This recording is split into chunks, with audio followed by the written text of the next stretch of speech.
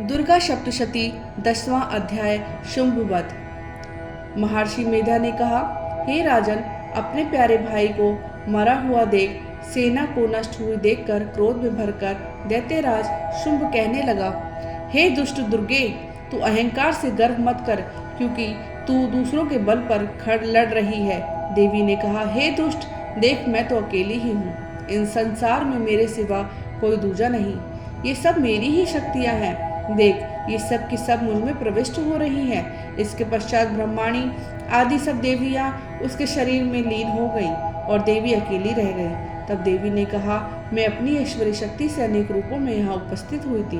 उन सब रूपों को मैंने अपने अंदर ही समेट लिया है। अब मैं अकेली ही खड़ी हूँ, तुम भी यहीं ठहरो। महर्षि मेधा ने कहा।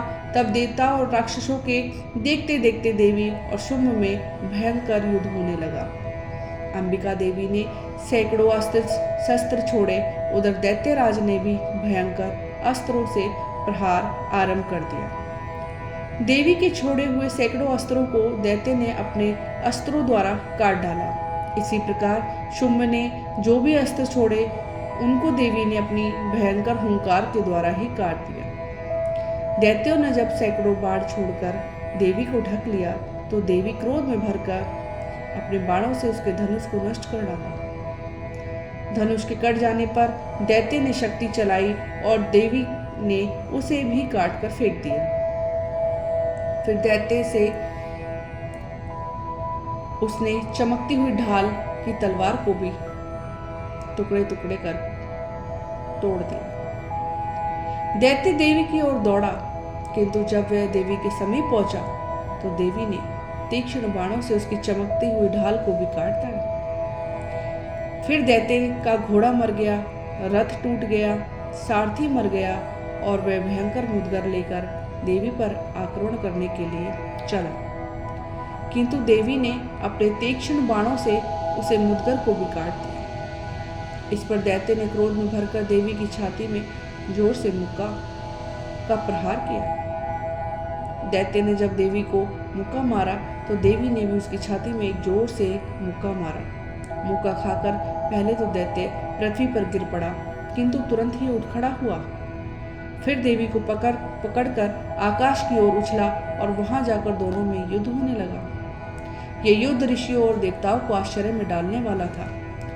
देवी आकाश में दैत्य के साथ बहुत देर तक युद्ध करती रही। फिर देवी ने उसे आकाश में घुमाकर पृथ्वी पर गिरा दिया। दुष्ट आत्मा दैत्य पुनः उठकर देवी को मारने के लिए दौड़ा और अपनी ओर आता हुआ देख देवी ने उसकी छाती विदीर्ण करके उसको पृथ्वी पर पटक दिया। देवी के त्रिशूल से घायल होने पर उस दैत्य के प्राण पखेरु उड़ गए और मरने पर समुद्र, द्वीप, पर्वत और पृथ्वी सब कांपने लग गए। तदंतर उस दुष्ट आत्मा के मरने से पहले संपूर्ण जगत प्रसन्न और स्वस्थ हो गया था और आकाश भी निर्मल हो गया। पहले तो उत्पात सूचक मेघ और उल्कापात होते थे, वे अब सब शांत हो गए। उसके मारे जाने पर नदियां और ठीक मार्ग से बहने लगी। संपूर्ण देवताओं का हृदय हर्ष से भर गया और गंधर्वियां सुंदर गान करने लगे। गंधर्व बाजे बजाने लगे और अप्सराएं नाचने लगे। अप्सराओं में नृत्य की भावना और उज्जवल हो गई थी। पवित्र वायु बहने लगी थी। सूर्य की कांति स्वच्छ हो गई थी। यज्ञशालाओं की बुझी हुई अग्नि अपने आप प्रज्वलित हो गई थी और चारों दिशाओं में शांति ही शांति फैल गई थी। 10वां अध्याय संपूर्ण। ओम श्री दुर्गाय नमः। जय माता दी।